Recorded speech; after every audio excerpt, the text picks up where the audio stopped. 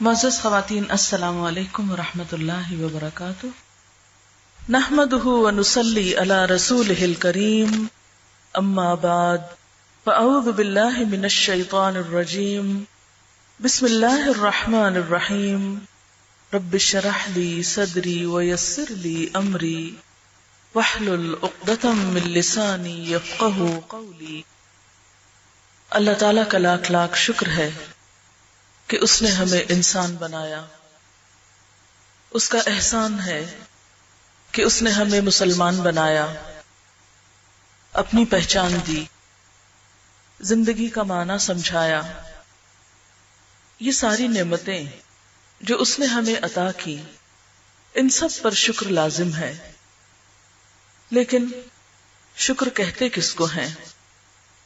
شکر عربی زبان میں اس جانور کے لیے استعمال ہوتا ہے جو تھوڑا چارہ ملنے پر بھی اس کی تر و تازگی پوری ہو اور وہ دودھ زیادہ دے۔ مثلاً مویشیوں میں سے جیسے گائے ہے، کوئی بھی نعمت خواہ وہ زیادہ ہو یا کم ہو، اس پر شکوے کی بجائے شکر ادا کرنا اور اللہ تعالی کی طرف اپنی توجہ کرنا، اس کی طرف رجوع کرنا، ہر حال میں خوش رہنا، یہی دراصل شکر ہے۔ اگر غور کیا جائے تو ہم دیکھتے ہیں کہ اللہ تعالیٰ نے ہمیں بے پناہ نعمتیں عطا کی ہیں۔ ایک انسان شکر اسی وقت ادا کر سکتا ہے جب وہ اپنی نعمتوں کی طرف نظر کرنے والا ہو، نعمتوں کو پہچاننے والا ہو۔ اگر انسان نعمتوں پہ غور کرے تو دو طرح کی نعمتیں ہمیں نظر آتی ہیں یا انہیں ہم محسوس کر سکتے ہیں۔ ایک ہماری اپنی ذات کے اندر اور دوسری کائنات کے اندر۔ وہ ساری نعمتیں جو ڈائریکٹلی یا انڈائریکٹلی ہمارے اوپر اثر انداز ہوتی ہیں، جن سے ہم فائدہ اٹھاتے ہیں۔ تو پہلی نعمت جو ہم اپنے ہی جسم کے اندر دیکھتے ہیں، اپنی ہی ذات میں دیکھتے ہیں، اسی کے بارے میں سورۃ النحل کی آیت نمبر 78 میں اللہ تعالیٰ فرماتے ہیں، وَاللَّهُ أَخْرَجَكُم مِّن بُطُونِ أُمَّهَاتِكُمْ لَا تَعْلَمُونَ شَيْئًا وَجَعَلَ لَكُمُ السَّمْعَ وَالْأَبْصَارَ وَالْأَفْئِدَةَ لَعَلَّكُمْ تَشْكُرُونَ۔ اور اللہ تعالیٰ نے تمہیں تمہارے ماؤں کے پیٹ سے نکالا جبکہ تم کچھ بھی نہ جانتے تھے، کسی بھی چیز کا علم نہ رکھتے تھے۔ اس نے تمہارے لیے کان اور آنکھیں اور دل بنائے تاکہ تم شکر گزار بنو۔ گویا یہ نعمتیں جو جسم کی شکل میں ہمیں ملی ہیں، ان نعمتوں کو نعمت سمجھنا اور پھر اس پر اللہ تعالیٰ کا شکر ادا کرنا، یہ ہم سے مطلوب ہے۔ اگر ہم غور کریں اپنے ہی اعضاء پر تو ہم دیکھیں گے کہ ایک ایک عضو ہمارے جسم میں کس طرح کام کرتا ہے۔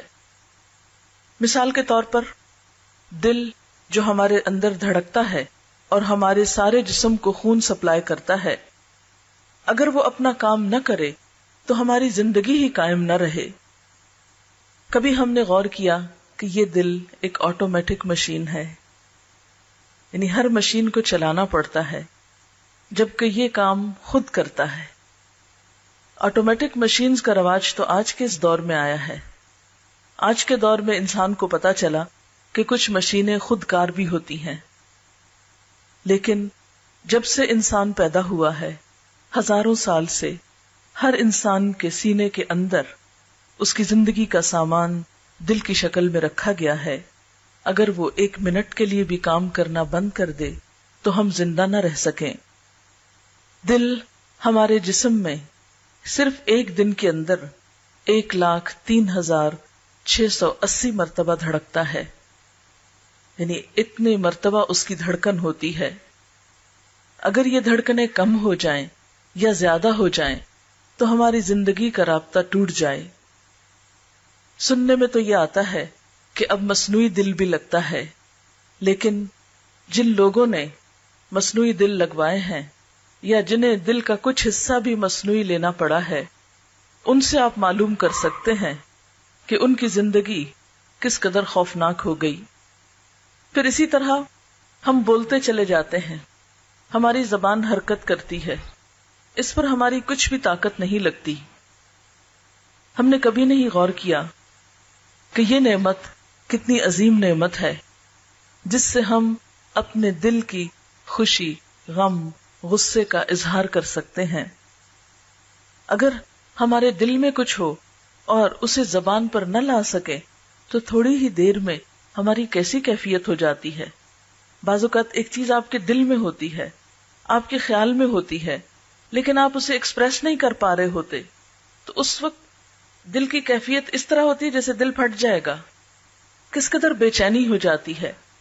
لیکن جو ہی ہم اپنی بات کر لیتے ہیں تو غم، غصہ، خوشی، محبت، بہت سے جذبات کا جب اظہار ہو جاتا ہے تو ہم ایک نارمل انسان ہو جاتے ہیں۔ اگر آپ اپنے غصے یا غم کا اظہار یا اس کو کسی بھی طرح زبان سے ادا نہیں کرتے اور صرف دل ہی دل میں رکھتے ہیں تو بہت سی تکلیفوں کا سامنا آپ کو کرنا پڑتا ہے، بہت سی بیماریوں کا شکار ہو جاتے ہیں۔ دنیا میں ابھی تک کوئی ایسی مشین ایجاد نہیں ہوئی جو زبان کا کام کر سکے۔ انسان ٹیپ ریکارڈر کے ذریعے اللہ تعالیٰ کی بنائی ہوئی زبان کی آواز تو ریکارڈ کر سکتا ہے، لیکن ٹیپ ریکارڈر اپنی کوئی زبان نہیں رکھتا۔ اسی طرح زبان صرف بولنے کا کام ہی نہیں دیتی، اس پر مزے مزے کے ذائقے بھی ہم چکھتے ہیں، اور آپ دیکھیے کہ صرف چکھتے ہی نہیں ہیں بلکہ ان کو ڈفرینشیٹ بھی کرتے ہیں۔ کھٹا، میٹھا، نمکین، کڑوا، ان تمام چیزوں کے ذائقے اسی زبان پر ہوتے ہیں۔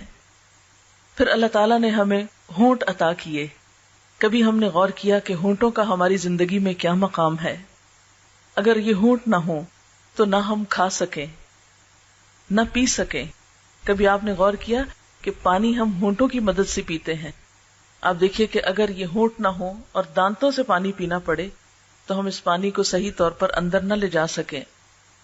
پھر اسی طرح پوری طرح بول نہ سکیں۔ ہمارے زبان میں 35% الفاظ ایسے ہوتے ہیں جو ہونٹوں کے محتاج ہوتے ہیں۔ اگر ہونٹ نہ ہو تو ہماری زبان کا 35% حصہ قابل فہم نہ ہو۔ خواہ ہمارا تھروٹ ہے، خواہ ٹنگ ہے، لیکن اس کے باوجود ہونٹ اپنا کام کرتے ہیں۔ پھر اسی طرح آپ دیکھیں کہ ہونٹ ہمارے منہ کو مختلف اوقات میں بند رکھنے کا کام کرتے ہیں۔ اگر ہونٹ نہ ہو تو ہم اپنا منہ پوری طرح بند نہیں کر سکتے۔ آپ نے اسکیلٹنز دیکھے ہوں گے یا کبھی جانور کی سیری دیکھی ہوگی کہ جس کے ہونٹ سکڑ چکے ہوں یا کاٹے جا چکے ہوں، شکل کتنی وحشت ناک ہو جاتی ہے۔ یعنی آپ تھوڑی دیر کے لیے سوچیں یا کبھی شیشے کے آگے کھڑے ہو کر اپنے ہونٹوں کو سکیڑ کے اندر کو کر لیں اور پھر اپنی شکل کو دیکھیں، ہم کس قدر خوفناک نظر آئے۔ لیکن ہم نے زندگی میں کتنی بار شکر ادا کیا کہ اللہ تعالیٰ نے ہمیں یہ نعمت عطا کی ہے۔ ہمارے منہ پہ پائے جانے والے یہ گال کس قدر خوبصورتی کا ذریعہ ہے۔ اگر چہرے کے اوپر یہ گال پھولے ہوئے نہ ہوں بلکہ پچکے ہوئے ہوں، اندر کو گھسے ہوئے ہوں، تو ہماری شکل کیسی ہو جائے۔ پھر اسی طرح ہم جب بولتے ہیں یا چکھتے ہیں تو لعاب دہن بھی اس میں ایک اہم کردار ادا کرتا ہے۔ حتیٰ کہ کھانا کھانے میں اگر ہمارے منہ کے اندر یہ لعاب پیدا نہ ہو تو ہم بول نہ پائیں، ہم صحیح طور پر ذائقے کو یا مزے کو حاصل نہ کر سکیں، ہمارا کھانا جو ہے وہ نرم نہ ہو پوری طرح، وہ پھر ایسا ہی جیسے گرائنڈر کے اندر آپ کو خشک چیز پیستے ہیں، جس طرح ایک ڈرائی چیز پیستے ہیں۔ اگر ہمارے منہ میں لعاب دہن نہ ہو اور گرائنڈر کی طرح ہمارے دانت فوڈ کو پیس ڈالیں اور پھر اس کو ہم گلے کے اندر سے گزارنے کی کوشش کریں تو آپ دیکھیں کہ خشک غذا گلے کے اندر سے کس طرح گزرتی ہے، کس قدر تکلیف دہ ہو جاتی ہے۔ تھوڑی سی بھی کوئی ایسی چیز کھانی پڑے تو فوراً ہی ہم ساتھ پانی لیتے ہیں یا پانی کے اندر گھول کر اس کو لیتے ہیں۔ اگر ہمیں ساری غذائیں صرف پانی میں گھول گھول کے لینی پڑتی تو ہمارا حال کیا ہوتا؟ کیا ہماری بھوک کبھی ختم ہوتی؟ کیونکہ جب تک ٹھوس غذا نہ لی جائے بڑے ہو کر بھوک ختم نہیں ہوتی۔ بچوں کو بھی 4 ماہ کے بعد عام طور پر تھوڑا تھوڑا سالڈ دینا شروع کرتے ہیں، کیونکہ محض لکوڈ پر بچے جی نہیں سکتے، ان کی صحیح نشو و نما نہیں ہوتی۔ پھر اسی طرح سونگھنے کی قوت جو اللہ نے ہم کو دی، انسانی ناک 3000 خوشبوئیں سونگھنے کی صلاحیت رکھتی ہے۔ خوشبو کی اگر حس ایک دفعہ کھو جائے تو ابھی تک دنیا میں کوئی ایسا آلہ ایجاد نہیں ہوا کہ آپ کو یہ سینس لوٹا سکے. کچھ چیزوں کی تو کسی نہ کسی طرح ریپلیسمنٹ ہو جاتی ہے، یا ایک جگہ کا مثلا سکن اتار کے دوسری جگہ اس کی ڈرافٹنگ ہو جاتی ہے، لیکن اگر سونگھنے کی صلاحیت ختم ہو جائے تو انسان کوئی طریقہ ایسا نہیں رکھتا کہ جس سے وہ اس حس کو دوبارہ چارج کر سکے. پھر اسی طرح سننے کی قوت، ہم ایک وقت میں تقریباً 1.25 لاکھ آوازیں سن سکتے ہیں. آواز سننے کی یہ صلاحیت جواب دے جائے تو کوئی طاقت نہیں کہ جو ہمیں یہ صلاحیت واپس لوٹا سکے. اسی طرح دیکھنے کی قوت انمول قوت ہے. ہم بے شمار رنگ اپنی آنکھوں سے دیکھتے ہیں. کئی ہزار کے قریب رنگ ایسے ہوتے ہیں کہ جو ہم اپنی آنکھوں سے دیکھتے ہیں. اور اگر صرف رنگ ہی نہ دیکھ سکیں تو آپ دیکھیں کہ ہماری زندگی بلیک اینڈ وائٹ ہو کر رہ جائے اور ہمارا کیا حال ہو. پھر اسی طرح ہم دیکھتے ہیں کہ ان آنکھوں کے ذریعے نہ صرف یہ کہ دیکھنے کا کام ہم لیتے ہیں، بلکہ آنکھوں کے اوپر جو پپوٹے ہیں یہ نیند میں کام آتے ہیں. اگر یہ پپوٹے نہ ہوں اور آنکھیں صرف بنٹے کی طرح سامنے لگی ہوئی ہوں تو ہم دیکھ نہ پائیں. آپ نے سنا ہوگا کہ ایک یونانی تاجر جس کا نام اوناسس ہے، دنیا کی سب سے بڑی جہاز ران کمپنی کا مالک تھا. زیتون کا کاروبار کرتا تھا. اسے دنیا کا امیر ترین شخص ہونے کا اعزاز حاصل تھا. امریکہ کی خاتون اول جیکولین کینیڈی سے اس نے شادی کی، لیکن بالآخر ہر انسان کی طرح دنیا سے رخصت ہو گیا. ایک بین الاقوامی ٹیلی ویژن کمپنی نے اس کے اوپر ایک فلم بنائی، اور لوگوں کو دیکھنے میں تو یہ احساس ہوگا کہ یہ شخص کتنا خوش قسمت ہے، کتنا امیر ہے، اور کتنا زیادہ اس کی دنیا جو ہے وہ جنت ہے. لیکن اس فلم میں اس بات کا انکشاف کیا گیا کہ اوناسس کے پپوٹوں کے جو مسلز تھے وہ کام نہیں کرتے تھے. پپوٹوں کے اعصاب جواب دے گئے تھے، جس کی وجہ سے وہ اپنی آنکھیں نہیں جھپک سکتا تھا. اس کے لیے ڈاکٹر صبح سویرے جب وہ اٹھتا تھا تو اس کی آنکھوں پر سولوشن ٹیپ لگا دیتے، جس کی وجہ سے سارا دن اس کی آنکھیں کھلی رہتی، اور رات کو جب وہ سونا چاہتا تھا تو وہ ٹیپ اتار دی جاتی، جس کی وجہ سے وہ پپوٹے خود بخود گر جاتے، اور جب تک وہ سویا رہتا وہ پپوٹے گرے رہتے، اور صبح ہاتھ سے اٹھا کر دوبارہ ان کو کھول دیا جاتا. اس کی زندگی میں اس سے پوچھا گیا کہ اس کی سب سے بڑی خواہش کیا ہے، تو اس نے دکھ بھری آواز میں کہا کہ کاش میں اپنی آنکھوں کو اپنی مرضی سے کھول اور بند کر سکتا. پھر اس سے پوچھا گیا کہ اگر ایسا کرنے کے لیے اسے قیمت ادا کرنی پڑے تو وہ کتنی قیمت ادا کر سکتا ہے. تو اس نے کہا میں اپنی پوری دولت دے سکتا ہوں اگر مجھے صرف یہ صلاحیت واپس مل جائے کہ میں اپنی آنکھیں خود جھپک سکوں، خود ان سے کام لے سکوں. اس سے آپ اندازہ لگائیں کہ یہ آنکھیں کھولنے اور بند کرنے کی نعمت جو ہے، ایک دن میں کبھی ہم نے گنا کہ صرف ایک دن میں ہم کتنی بار جھپکتے ہیں اور کتنی بار ان کو کھولتے اور بند کرتے ہیں، اور انسان کا حسن جو ہے وہ ان کے جھپکنے کے ساتھ کس طرح وابستہ ہے. پھر اسی طرح ہم دیکھتے ہیں کہ ریڑھ کی ہڈی جانوروں میں بھی ہوتی ہے اور انسانوں میں بھی ہوتی ہے، لیکن جانوروں کی ہڈی اس طرح کام کرتی ہے کہ اس ہڈی کے ہونے کے باوجود وہ سیدھے نہیں کھڑے ہو سکتے. مثلاً کتے کے اندر، بلی کے اندر، مختلف جانوروں کے اندر ریڑھ کی ہڈی ہوتی ہے. اگر آپ ان کو اٹھائیں، ہاتھ پھیرے تو آپ کو نظر آئے گی، محسوس کر سکیں گے آپ. لیکن اگر آپ ان کو اس ہڈی پہ کھڑا ہونے کے لیے کہیں تو وہ سیدھے نہیں ہو سکتے، حالانکہ ان کی ٹانگیں بھی ہوتی ہیں. وہ اپنے ہاتھوں کو آگے باندھ کے سیدھے کھڑے ہو سکتے، لیکن چند لمحوں سے زیادہ وہ کھڑے نہیں ہو سکتے. اللہ تعالیٰ نے انسان پر کتنی بڑی نعمت کی کہ ہم اپنی ریڑھ کی ہڈی کی وجہ سے ہم کھڑے بھی ہو سکتے ہیں، چل بھی سکتے ہیں، دوڑ سکتے ہیں، بیٹھ سکتے ہیں، لیٹ سکتے ہیں، مختلف شیپس بنا سکتے ہیں، یعنی اپنے جسم کو مختلف طرح اوپر نیچے کر سکتے ہیں. یہ نعمت انسان ہی کو اللہ تعالیٰ نے دی. باقی پرندوں میں آپ دیکھیں اور جانوروں میں دیکھیں تو وہاں یہ نعمت نہیں پائی جاتی.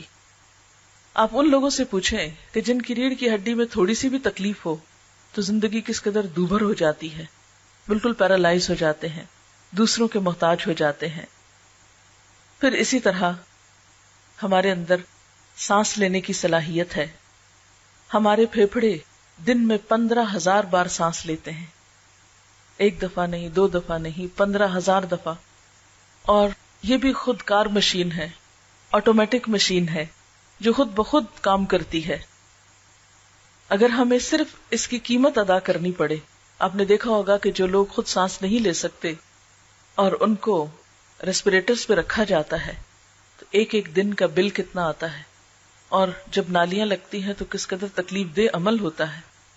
اور پھر آپ دیکھیں کہ انسان پوری طرح ان نالیوں کے ساتھ نہ چل سکتا ہے، نہ کھا سکتا ہے، نہ اٹھ بیٹھ سکتا ہے، کس قدر زندگی ایک عذاب ہو کر رہ جاتی ہے۔ لیکن ہم نے کبھی اس نعمت کا شکر ادا نہیں کیا۔ پھر اسی طرح جگر کی نعمت، اگر انسان کا جگر ختم ہو جائے، کام کرنا بند کر دے، تو ہم نے بہت سنا ہے اور بہت اس پہ فخر کرتے ہیں کہ انسان نے بہت ترقی کر لی ہے اور جگر کا ٹرانسپلانٹ ہو جاتا ہے، لیکن کبھی آپ نے سنا کہ ایک ٹرانسپلانٹ پہ کتنے پیسے لگتے ہیں؟ نیند جیسی نعمت اگر ہماری زندگی سے ختم ہو جائے تو ہمارے دن اور رات برابر ہو جائیں، ہماری زندگی قائم نہ رہ سکے۔ لیکن ان ساری نعمتوں کو اپنے جسم کے اندر پا کر ہم اللہ کا کتنا شکر ادا کرتے ہیں، ہم کتنا غور کرتے ہیں کہ یہ سب کچھ ہمیں ہمارے رب نے دیا۔ اپنے ہاتھوں پر ہی غور کریں، اگر ان کے اندر موومنٹ کی صلاحیت نہ ہو، اگر ہماری انگلیاں لکڑیوں کی طرح سیدھی کی سیدھی رہ جائیں اور ہم ہاتھوں کو بند نہ کر سکیں تو ہم کتنے کام کر سکتے ہیں؟ نہ ہم لکھ سکیں، نہ ہم کھا سکیں، نہ ہم کچھ پکڑ سکیں۔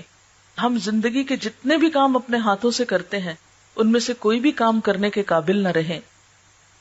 پھر اسی طرح اگر ہمارے ہاتھ کا ساری انگلیاں تو کیا صرف ایک انگوٹھا نہ ہو، صرف 4 انگلیاں یہ ہو، ایک انگوٹھا کام نہ کرے، تو آپ دیکھیں کہ کتنے ہم معذور ہو جائیں، کتنی بے بسی ہو۔ اگر ہمارے انگلیاں بھی ہوں، موومنٹ بھی ہو، سب کچھ ہو، لیکن صرف ان کے اوپر ناخن نہ ہو تو ہمارے 60% کارکردگی کم ہو جائے۔ یعنی ہمارے ہاتھ تو ہوں لیکن ناخن نہیں، اس کی وجہ سے ہم چیزوں کو مضبوط پکڑ نہیں سکتے، مختلف کام کر نہیں سکتے۔ پھر اسی طرح اگر ہمارے پاؤں میں نقص آ جائے تو ہماری چال ایک ڈک یا ایک بطخ کی سی بن کر رہ جائے۔ آپ نے دیکھا ہوگا کہ اس کے بھی پاؤں ہوتے ہیں لیکن جڑے ہوئے ہوتے ہیں، آگے سے صحیح طور پر چل نہیں پاتی۔ اگر عام انسان کے جسم میں ایسا ہی کوئی نقص واقع ہو جائے، اس کا چلنا محال ہو جائے۔ اسی لیے اللہ تعالیٰ فرماتے ہیں وَاللَّهُ أَخْرَجَكُم مِّن بُطُونِ أُمَّهَاتِكُمْ لَا تَعْلَمُونَ شَيْئًا، اللہ نے تمہیں تمہارے ماؤں کے پیٹوں سے نکالا اس حال میں کہ تمہیں کچھ بھی علم نہ تھا، تم تو کچھ بھی نہ جانتے تھے کہ یہ سب کچھ تمہیں ملا ہے، یہ کتنا قیمتی ہے، اور یہ سب کچھ کس لیے ملا ہے۔ وَجَعَلَ لَكُمُ السَّمْعَ وَالْأَبْصَارَ وَالْأَفْئِدَةَ، اس نے تمہارے لیے کان اور آنکھیں اور دل بنائے، لَعَلَّكُمْ تَشْكُرُونَ، تاکہ تم شکر ادا کرو، تم شکر گزار بنو۔ لیکن دیکھنے کی بات یہ ہے کہ ہم کتنا شکر ادا کرتے ہیں۔ اللہ تعالیٰ قرآن پاک میں شکوہ کرتے ہیں وَقَلِيلٌ مِّنْ عِبَادِيَ الشَّكُورُ، میرے بندوں میں بہت تھوڑے ہیں جو شکر گزار ہیں۔ ایک اور جگہ پر فرماتے ہیں قَلِيلًا مَا تَشْكُرُونَ، کتنا تھوڑا تم شکر ادا کرتے ہو۔ بات یہ ہے کہ ہم تو ایک سانس لینے اور سانس باہر آنے کی نعمت کا ہی شکر ادا نہیں کر سکتے۔ اگر ہم صرف اس ایک نعمت پر کہ ہم آکسیجن اندر لے جاتے ہیں الحمدللہ کہیں، اور کاربن ڈائی آکسائڈ جو باہر آتی ہے اس پر الحمدللہ کہیں، تو ہماری ساری زندگی صرف ایک سانس لینے کے عمل پر صرف الحمدللہ کہتے گزر جائے، اور اس میں بھی ہم پھر بھی شکر ادا نہیں کر سکتے۔ کیوں؟ اس لیے کہ رات کو جب ہم سوتے ہیں تو سوتے ہوئے تو ہم سانس لیتے رہتے ہیں مگر اس پر تو الحمدللہ نہیں کہتے۔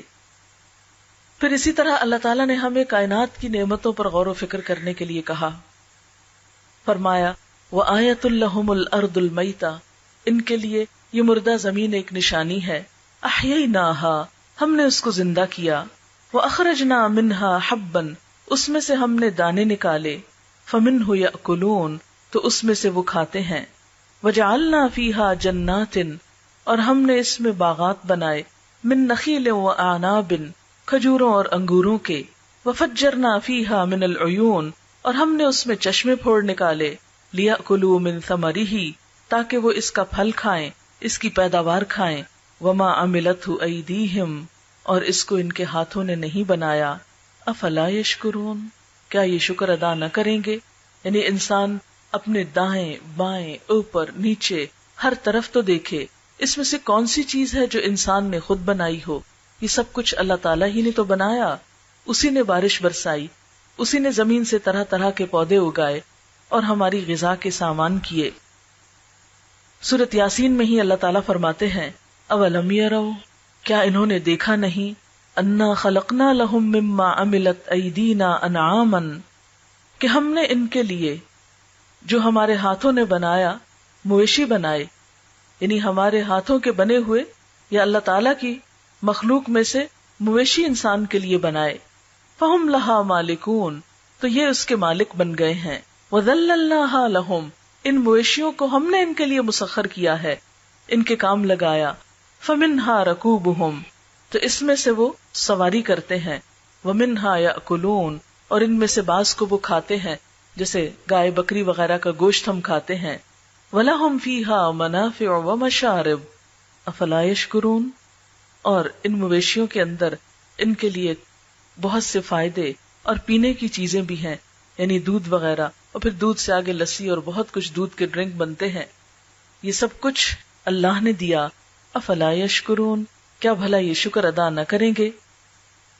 پھر اسی طرح ایک اور آیت میں فرمایا اللہ الذی خلق السماوات والارض، اللہ ہی وہ ذات ہے جس نے آسمان و زمین بنائے، وانزل من السماء ماء، اور اس نے آسمان سے پانی اتارا، فاخرج به من الثمرات رزقا لکم، پھر اس پانی کے ذریعے تمہارے لیے زمین میں سے رزق پیدا کیا پھلوں کی شکل میں، وسخر لکم الفلک، تمہارے لیے کشتیوں کو مسخر کیا، اسی لیے تو ہم ایک ملک میں بیٹھے دوسرے ملک کے پھل کھا رہے ہوتے ہیں اور مختلف چیزیں ایک جگہ سے دوسری جگہ جاتی ہیں، لتجری فی البحر بامری، تاکہ یہ کشتیاں اس کے حکم سے سمندر میں چلیں، یعنی اللہ کا حکم نہ آئے، اور جیسا کہ ایک اور آیت میں آتا ہے کہ اگر ہوا نہ چلے تو کشتیاں سمندر کے سینے پہ جم کے رہ جائیں، آگے پیچھے نہ ہو سکیں، وسخر لکم الانہار، اور یہ نہریں اس نے تمہارے لیے مسخر کی، یہ دریا اس نے مسخر کیے، وسخر لکم الشمس والقمر، اور اس نے تمہارے لیے سورج اور چاند کو مسخر کیا،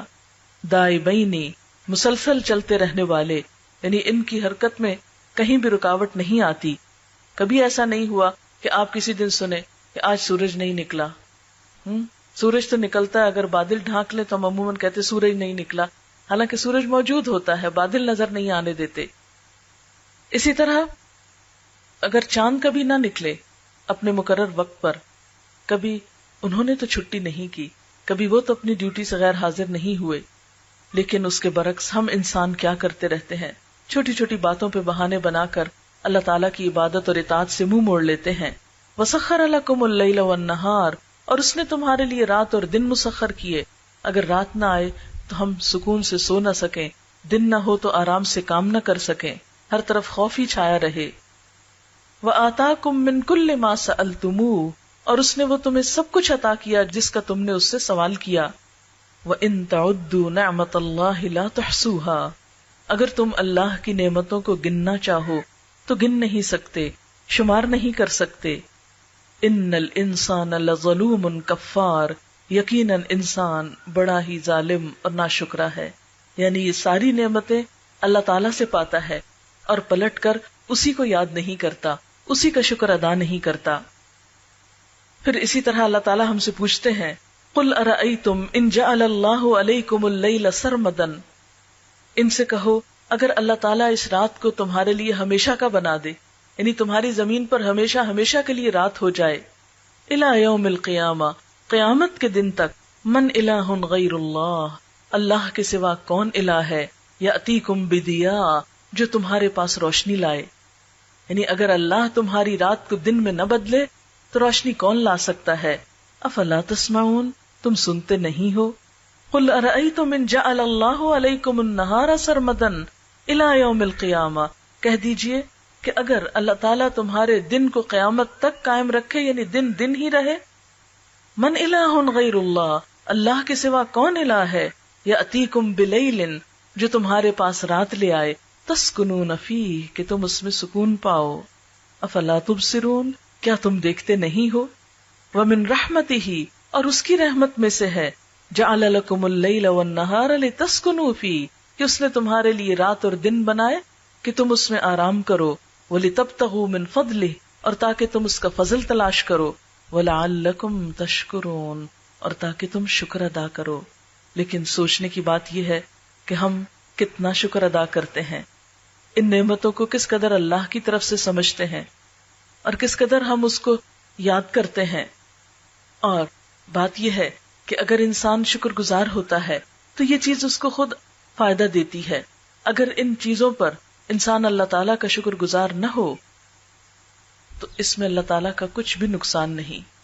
ایک حدیث قدسی میں آتا ہے کہ اللہ تعالیٰ بندوں سے یہ کہتے ہیں کہ اگر تمہارے سارے لوگ سب سے زیادہ شکر گزار انسان کی طرح ہو جائیں تو میری بادشاہت میں کچھ بھی اضافہ نہیں کرتے، اور اگر تم اول آخر جن و انس سارے کے سارے سب سے زیادہ ناشکر بدکار انسان کی طرح ہو جاؤ تو میری بادشاہت میں کسی قسم کی کوئی کمی نہیں کر سکتے۔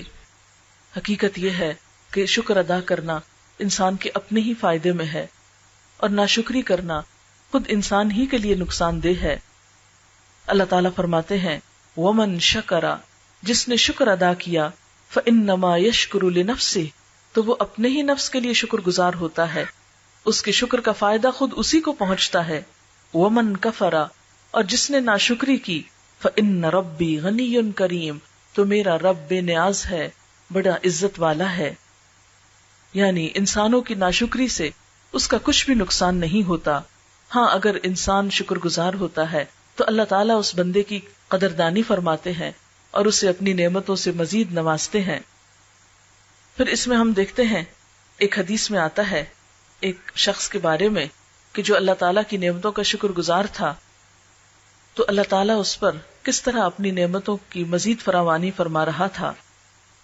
عن ابی ہریرہ ان النبی صلی اللہ علیہ وسلم قال، حضرت ابو ہریرہ رضی اللہ تعالیٰ عنہ سے روایت ہے کہ نبی صلی اللہ علیہ وسلم نے فرمایا، بینما رجل یمشی بفلاۃ من الارض، اس دوران کہ ایک شخص زمین کے ایک حصے میں جا رہا تھا، ایک کھلی جگہ پہ جا رہا تھا، فسمع صوتا فی سحابۃ، تو اس نے بادل میں سے ایک آواز سنی، اسق حدیقۃ فلان، کوئی کہہ رہا تھا، یعنی بادل کو کہہ رہا تھا جاؤ فلاں کے باغ کو، فلاں کے کھیت کو سیراب کرو۔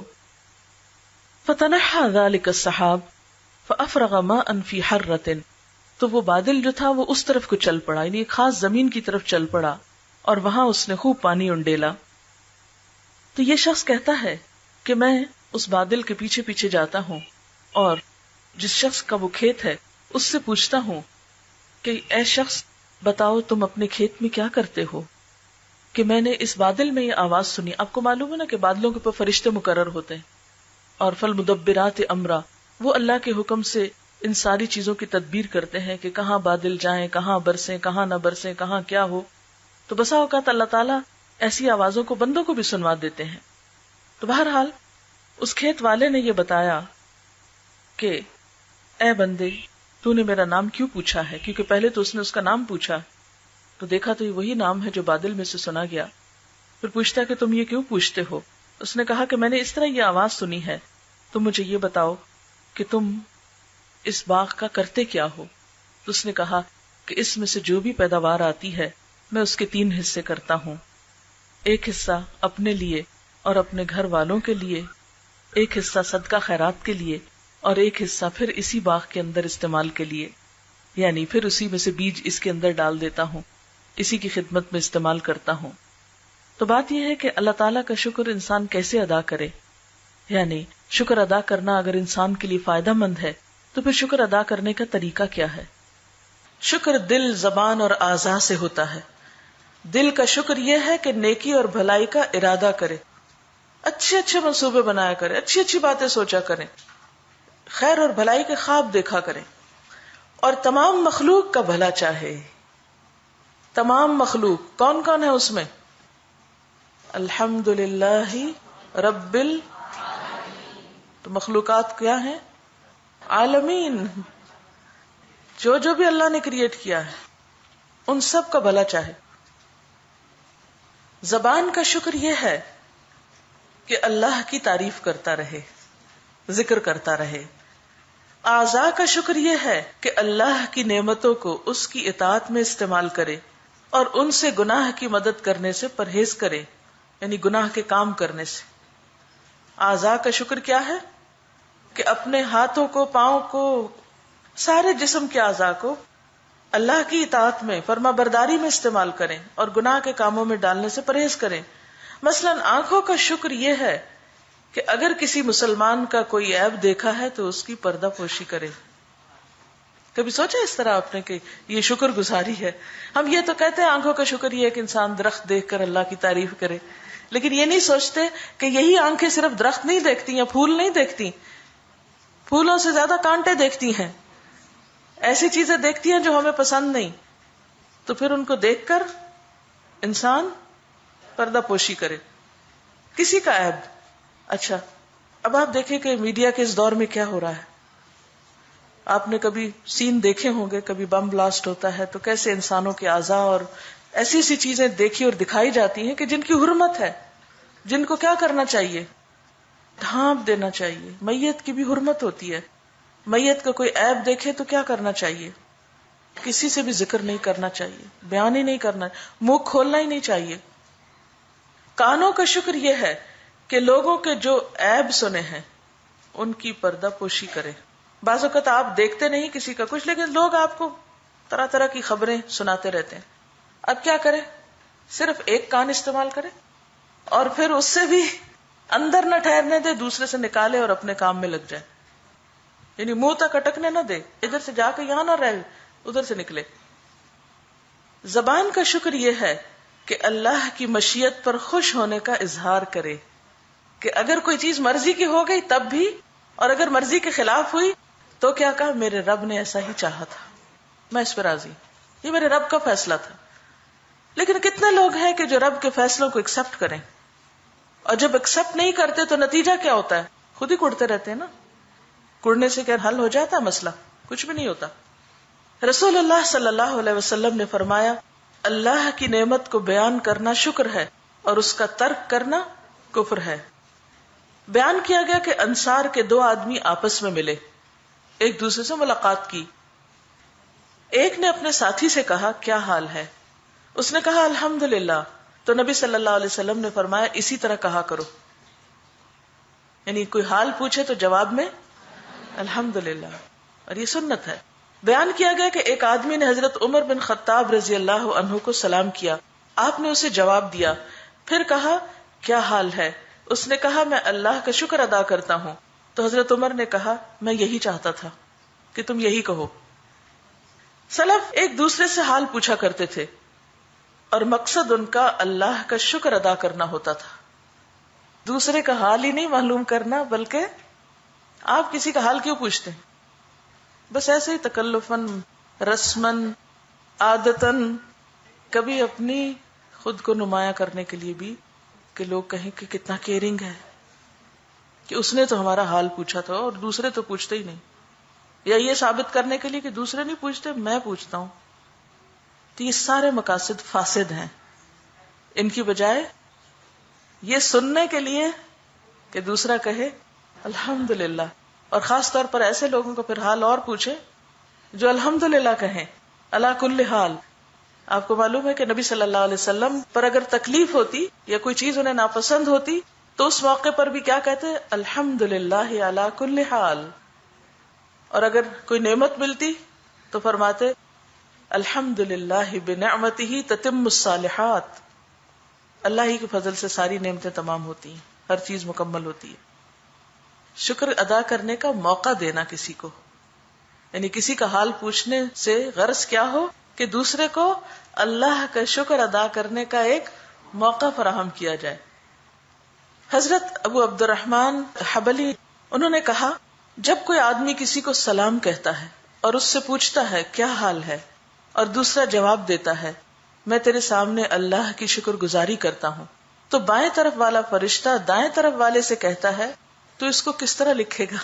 آپس میں بھی ایک دوسرے سے پوچھتے ہیں، جب کام کر رہے ہوتے ہیں نا دو لوگ مل کے، تو ایک دوسرے سے پوچھتے اچھا تم کیسے کر رہے ہو، تم کیسے کر رہے ہو؟ وہ کہتا ہے میں اس کو حمد کرنے والوں میں لکھوں گا، شاکرین میں لکھوں گا، اللہ کی تعریف کرنے والوں میں لکھوں گا۔ ابو عبداللہ سے جب پوچھا جاتا تمہارا کیا حال ہے، تو وہ کہتے میں تیرے سامنے اور اللہ کی ساری مخلوق کے سامنے اس کا شکر ادا کرتا ہوں۔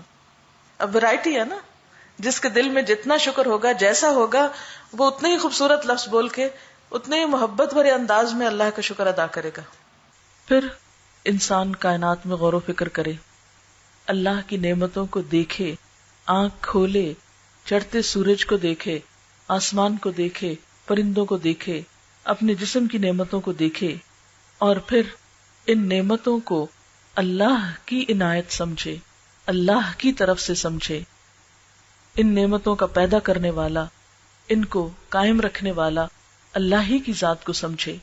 گویا اللہ کی پہچان ان نعمتوں کے ذریعے، اس کی کائنات کی نشانیوں کے ذریعے، اور خود اس کی اپنی ذات کے اندر پائی جانے والی چیزوں کے ذریعے۔ پھر اس کی نعمتوں کا شکر ادا کرنے کا دوسرا طریقہ یہ ہے کہ انسان ان نعمتوں کو اسی کام میں لگائے جس کام میں لگانا اللہ تعالیٰ کو پسند ہے۔ مثال کے طور پر جس باغ والے کی مثال دی گئی ہے، اس پر اللہ تعالیٰ کا انعام کیوں تھا؟ اس لیے کہ اس کی زندگی ایک بیلنسڈ اور ایک معتدل زندگی تھی۔ وہ اپنے پیسے کو اپنے ہی کام کاروبار میں پھر لگا رہا تھا جو اس کی دنیا کی ضرورت تھی۔ وہ اپنے باغ سے نکلنے والی آمدنی سے، پیداوار سے خود بھی فائدہ اٹھا رہا تھا، اپنے گھر والوں، بال بچوں، رشتہ داروں اور انسانوں پر خرچ کر رہا تھا، اور اسی میں سے وہ اللہ کی اس مخلوق پر بھی خرچ کر رہا تھا جو ضرورت مند ہے، محتاج ہے، جن کا حصہ اللہ نے دراصل ہمارے مال میں رکھ دیا ہے۔ تو یہ شکر ادا کرنے کا ایک بہترین طریقہ ہے کہ انسان جس نے نعمت دی اس کے نام پر بھی خرچ کرے، اس کے حکم کے مطابق بھی خرچ کرے، یعنی اپنی ذات پر، اور پھر دنیا کا حصہ بھی نہ بھولے، کیونکہ جس دنیا میں انسان رہتا ہے اگر اس کے لیے خرچ نہیں کرتا تو اس دنیا سے مزید وہ پھر حاصل نہیں کر سکتا۔ مثلا اگر کوئی پیسہ انویسٹ نہیں کرتا تو بزنس کیسے کر سکتا ہے؟ اگر کوئی شخص بیج ڈالتا نہیں تو فصل نکل کیسے سکتی؟ پانی نہیں لگاتا تو فصل کیسے نکل سکتی؟ اس لیے دنیا میں بھی خرچ کرنا، دنیا کی ضروریات پر خرچ کرنا، تاکہ انسان اپنی زندگی کو ایک آسان طریقے سے، بہتر طریقے سے بسر کر سکے، یہ بھی اللہ تعالیٰ کا شکر ادا کرنا ہے۔ پھر یہ کہ ان نعمتوں کو اس کی پسند کے مطابق خرچ کرے جس نے ہمیں یہ نعمتیں عطا کی ہیں۔ اب دیکھیے کہ مثلاً اس نے ہمیں آنکھیں عطا کی، تو ہم اپنی آنکھوں کو اللہ کی نافرمانی کے کاموں میں استعمال نہ کریں۔ اس نے ہمیں زبان دی، ہم اپنی زبان کو اللہ کی نافرمانی کے بول میں استعمال نہ کریں۔ اس نے ہمیں سننے کی طاقت دی، ہم اس سماعت سے اللہ کی نافرمانی کی چیزیں نہ سنیں، جو چیزیں اس کو ناراض کرنے والی ہیں وہ مت سنیں۔ اسی طرح اللہ نے ہمیں دل دیا، اس دل میں حسد، بغض، نفرت، بخل اور ایسے جذبات نہ رکھیں کہ جس سے اللہ کی ناراضگی آتی ہو۔ پھر اسی طرح اس دل میں اللہ کی محبت ہو، اللہ کی یاد ہو، اور نہ صرف یہ کہ پھر دل میں یاد ہو بلکہ شکر ادا کرنے کا ایک طریقہ ذکر بھی ہے۔ یعنی پہلا درجہ فکر کا ہے، غور و فکر کا، دوسرا درجہ ذکر کا ہے، اور تیسرا درجہ ان نعمتوں کو اللہ کی راہ میں استعمال کرنے کا ہے۔ جو شخص ان نعمتوں کو بہترین طریقے پر استعمال کرتا ہے اور ان کا حق دیتا ہے، اللہ تعالیٰ اس سے راضی ہوتا ہے۔ اور اگر کوئی شخص ان نعمتوں کو اللہ کی مرضی کے مطابق استعمال نہیں کرتا اور اللہ کی مخلوق پر اور مخلوق کے فائدے پر استعمال نہیں کرتا بلکہ ان نعمتوں کو ضائع کرتا ہے، تو وہ ان کی ناقدری اور ناشکری کرتا ہے۔ نعمتوں کی ناقدری کیا ہے، ناشکری کیا ہے؟ اس میں ایک بات تو یہ آتی ہے کہ انسان ان نعمتوں کو اللہ کی نافرمانی میں استعمال کرے۔ پھر اسی طرح ناشکری کا ایک طریقہ یہ بھی ہے کہ ان نعمتوں کو ضائع کر دے۔ آپ دیکھیں کہ ہم بہت سی نعمتوں کو ضائع بھی کرتے ہیں۔ مثلا کھانا کھائیں، جو اللہ نے آپ کو رزق دیا ہے اس کو شکر کر کے کھائیں، اللہ کا نام لے کر کھائیں، کھانے کے بعد اللہ کا نام لیں، اور اس کے ساتھ ساتھ اس کو ضائع نہ کریں۔ بہت سے لوگوں کو یہ دیکھا گیا ہے کہ کچھ کھائیں گے اور کچھ ویسٹ کر دیں گے. تھوڑا سا پانی پیا باقی گرا دیا, تھوڑا سا دودھ پیا باقی نالی میں بہا دیا, اسی طرح کچھ کھانا کھایا اور کچھ بن میں جا پھینکا. ایک سروے کے مطابق ایک بڑی مقدار ہمارے ملک میں کھانے کی جو ہے وہ صرف ضائع ہوتی ہے. یعنی کھیت سے اٹھنے سے لے کر آپ دیکھیں کہ ہمارے ملک میں ابھی تک ایسے انتظامات نہیں کہ ہم جو کچھ ہماری زمینیں اگاتی ہیں اس کو واقعی ہم سنبھال بھی سکیں. آپ اگر مثلاً کینو کے موسم میں ایسے علاقوں میں جائیں جہاں کینو اگتے ہیں تو سڑکوں کے کنارے آپ کو گلے سڑے کینو کے ڈھیر نظر آئیں گے. کیوں؟ اس لیے کہ ان کو وہاں سے فیکٹری تک لے جانے, مارکیٹ تک لے جانے کا کوئی انتظام نہیں ہوتا. وہ لگتے ہیں, تیار ہوتے ہیں, اس پر محنت ہوتی ہے اور پھر وہ وہیں پر گل سڑ کر ختم ہو جاتے ہیں.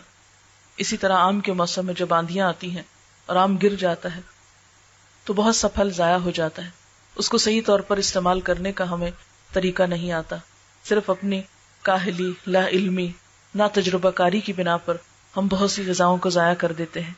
پھر اسی طرح جب مختلف چیزیں تیار کی جا رہی ہوتی, پکانے کے دوران آپ دیکھیں کہ مثلاً ہم خواتین ایک روٹی ہی پکاتی ہیں تو اس میں بھی آپ نے دیکھا ہوگا کہ کس قدر آٹا ضائع کرتی ہیں.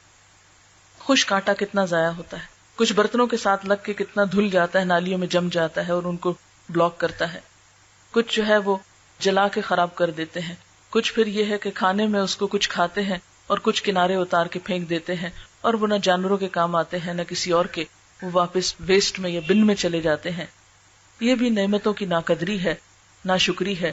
اسی طرح پہننے میں, اسی طرح مثلاً بجلی ہے, پانی کا استعمال ہے, یہ بھی اللہ کی نعمتوں میں بہت بڑی نعمتیں ہیں. لیکن ہم بسا اوقات ان کی بھی قدر نہیں کرتے. دن میں بعض اوقات لائٹیں جلتی رہتی ہیں, ہمیں پرواہ نہیں ہوتی. ہم کہتے ہیں لو اتنی بھی کیا کنجوسی, دے دیں گے بل جو آئے گا. اسی طرح کمرے میں خود موجود نہیں ہے, پنکھا چل رہا ہے, لائٹ جل رہی ہے. یہ چھوٹی چھوٹی نعمتیں ہیں کہ جن کا بعض اوقات ہم یہ سوچ کر کہ کون سا ہماری جیب سے جاتا ہے. اسی طرح اپنی صلاحیتیں, جسمانی طاقتیں, ذہنی قوتیں, ذہنی صلاحیتیں, ان کو بھی ہم اللہ تعالیٰ کی شکر گزاری میں کتنا استعمال کرتے ہیں. مثلاً اللہ نے ہمیں زبان دی, ہم دنیا بھر کی باتیں کرتے ہیں, اللہ کا ذکر کتنا کرتے ہیں. ہماری زبان پر اللہ کی تسبیح کتنی ہوتی ہے. ہم دنیا بھر کی باتیں کرتے ہوئے نہیں تھکتے.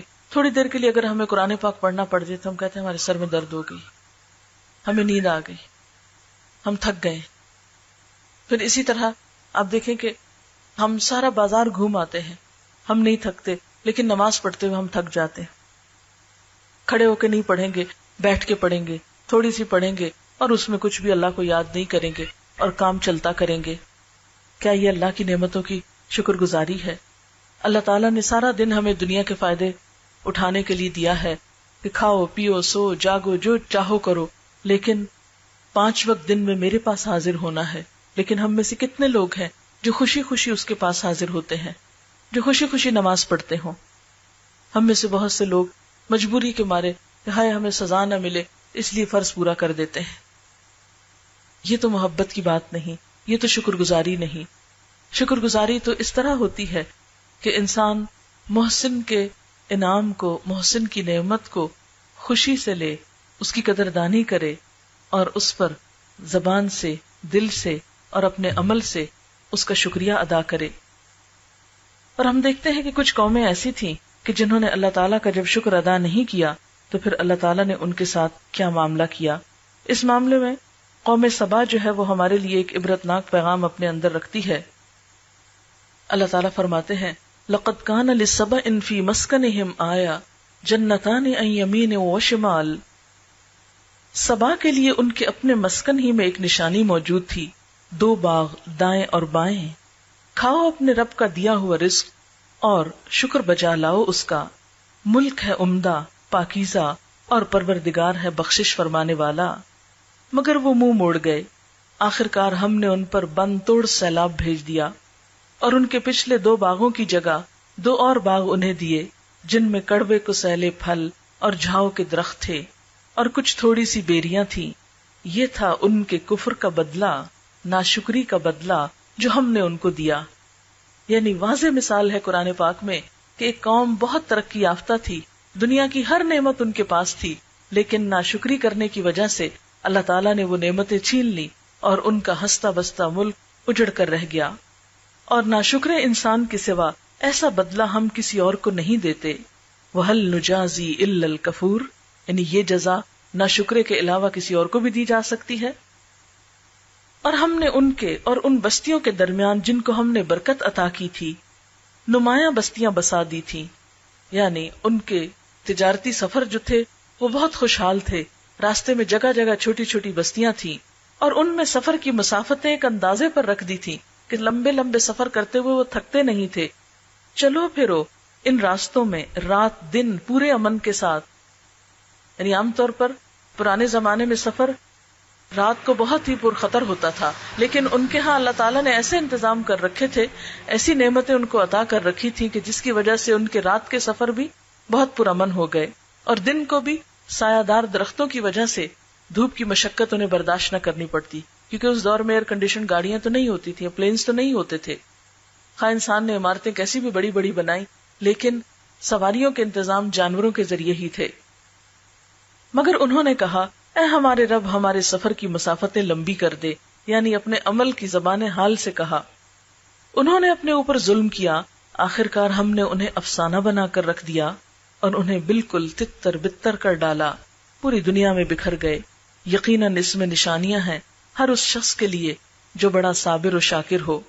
کہاں یہ کہ یہ وہ قوم کہ جس کے پاس دنیاوی اعتبار سے بہترین خوشحالی تھی، اپنا ملک تھا، امن و امان تھا، کہاں یہ کہ ان کے اعمال کی وجہ سے ان پر ایسا عذاب آیا کہ ساری نعمتیں چھن کر رہ گئیں.